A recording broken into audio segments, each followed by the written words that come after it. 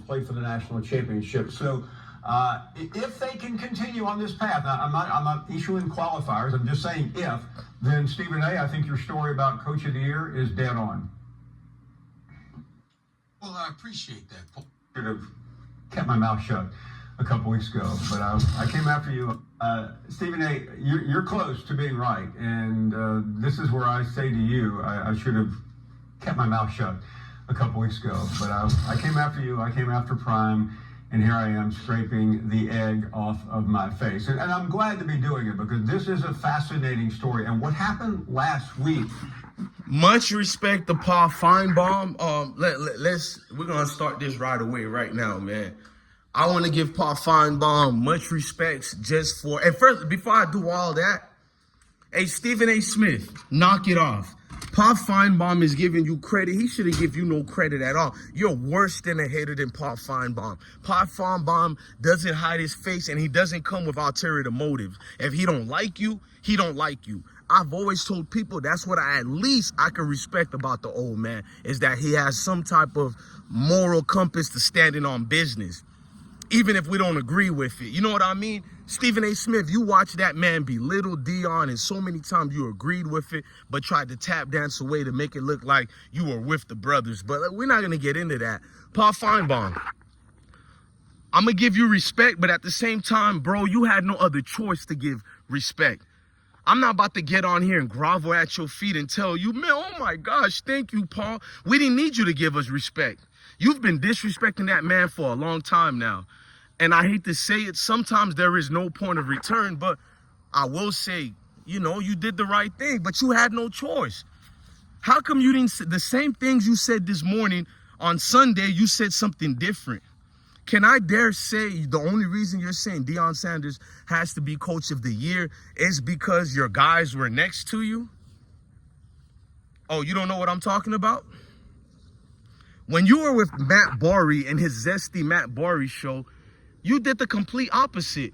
You guys gave Deion a backhand compliment. Matt Borey pretended that Deion is not building a team because y'all said, oh, when he wasn't really building a team and just looking to brand his name. That's why when I was speaking and critiquing him, you're a liar. Deion has always been building high school ranks, even when he had his failed academy, which was not his fault. It was the people he put in charge to run that academy. But the Said So News ran with it as Deion was failing kids and not taking care of them at that high school. But we're not going to get into that. It's been documented as lies being thrown on this man, propaganda. But speaking of propaganda, you and Matt Borey, you keep trying to change the narrative of what Deion was doing from your own weak perspective. I don't know if there's racial tendencies to it. Might be, especially with Matt Borey, because he looks like he's just going against the grain. So Matt Rule is building something, but Deion Sanders is not building something. He's building a brand. Could I say he's a particular complexion is what make you say he's building a brand? So Matt Rule isn't building a brand? Dabo Sweeney isn't building. We're not going to get into this rant. Not today. Let's stick on subject. Listen, Paul. He beat Gus Malzahn. Well-known coach who has produced winners, well-known coach who has been in the national championship game. So what happened to the rhetoric when you were the main guy saying that Deion has no experience? In fact, all you naysayers keep bringing up experience, but you don't bring up the same argument for certain coaches with certain complexions who don't have experience. You bring up their high school resume and say they're going to do a great job. But with Deion, an NFL superstar, who also has coaching backgrounds, maybe in the high school level, but coaching backgrounds. You don't say the same thing. He has beaten all the coaches he has beat collectively over the last 2 years, even the ones who barely beat him, because that counts too. If Deion has no experience, you should be blowing him out. Majority of their losses against these veteran coaches, Deion lost by either 1 touchdown or 2 touchdowns, and that doesn't get talked about. That means your superstar coaches, your veteran coaches are struggling against a first-year and now a second-year coach.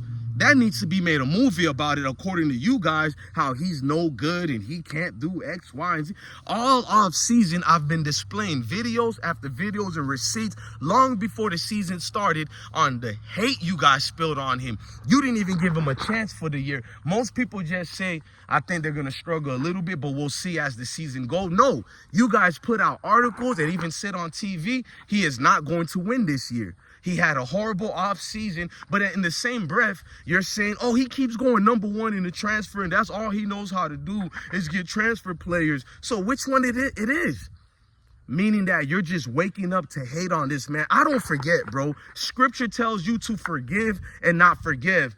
Not forget. By me forgiving is me just saying, good job, Paul Feinbaum. You told the truth. But at the same time, I can't forget all the redundance, the degenerate visits you paid on that television screen of making up things up. But I get what is going on here. You and Stephen A. Smith have to tap dance for Mickey Mouse. Mickey Mouse got cheated on Minnie Mouse years ago. That bitch done left that nigga for Goofy Tail years ago. That's the secret Disney never wanted y'all to know. Mickey Ben got cheated on. So Mickey want to be in sports now. Mickey want to do false liberalism, but at the same time, they're drinking alcohol, doing all this extra. Mickey is what controls you, Paul Feinbaum. When you're with Matt Barry, that's the real you.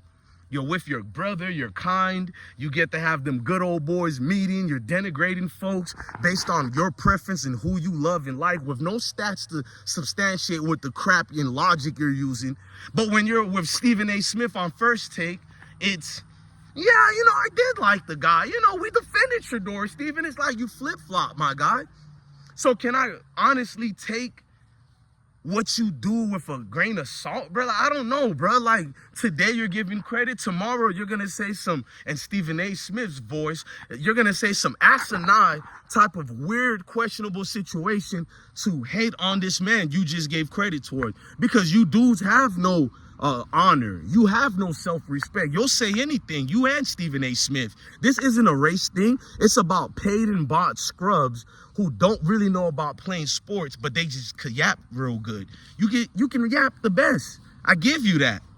You yap so good, it brought you to prominent status with Disney, Mickey Mouse, ESPN, failed company known as ESPN. I don't sugarcoat anything on this platform. People want me to tap dance. People come in the comment sections and like one of them tried to defend Richard Sherman and told me he wasn't hating on Travis Hunter. He made a fair assessment and observation. Nigga, you call him calling Travis Hunter a bland receiver a fair assessment?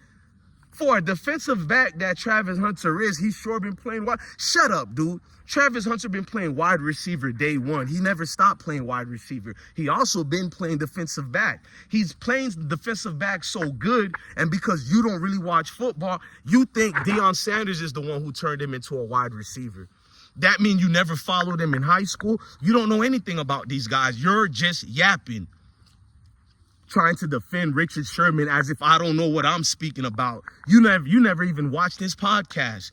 The man is in limbo right now with a dying channel. He has to say something controversial to keep his channel afloat. Skip Bayless is gone. They revamped the entire Undisputed show. It's no longer there. These dudes need jobs, man.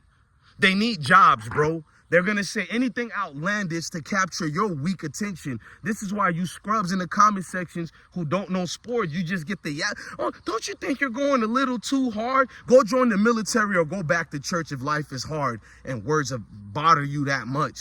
I'm not mad at anybody. I speak with passion, and the scriptures say lift up thy voice like a trumpet. So I speak loud, and it intimidates weak little weasel dweebs like y'all. I don't sugarcoat it, bro. Like I said, this is a place for people to speak football. And if you don't understand football, it's a place for your kind to learn it and understand football. It's not for a little dweeb who doesn't know the game, but just want to yap and go back and forth, almost as if it's turning you on to go back and forth with a complete stranger you don't know. You can't make this up, man. Oh man, it feels good to just combat anything they say with our platforms so the narrative don't get drifted away as the real truth. That's what they really can't stand. So Paul Feinbaum, you seen my videos. Me and you both know who I'm talking about. We're not gonna put that for YouTube. You know behind the scenes who you and I know that's watching this video. You know let's shout out to all the journalists who have given me my props, us our props. Even the ones I criticize and end up saying when I was wrong, especially the one last year, I forgot his name, but he's wrote many great articles and he actually directed a couple of movies. So yes, we got people like that watching us. So at the end of the day, Paul Feinbaum, I know you, my guy. It's all fake. You had no choice to say that. Let's not mistake it. Colorado has proven so much that they are a team that should be counted on. You have no choice to give them their credit. Let's not let that go over people's head. You had no other choice. But I guarantee you next week, if we lose, who'll be the first one to say he's not a coach and it's not a good team? It will be you, Paul Feinbaum, and it will be tap dancing Stephen A. Smith. Man, love your family, love your kids, and stay blessed. My name is DJ Blessone, the best one. Feel me? It's bigger than football. It's deeper than football.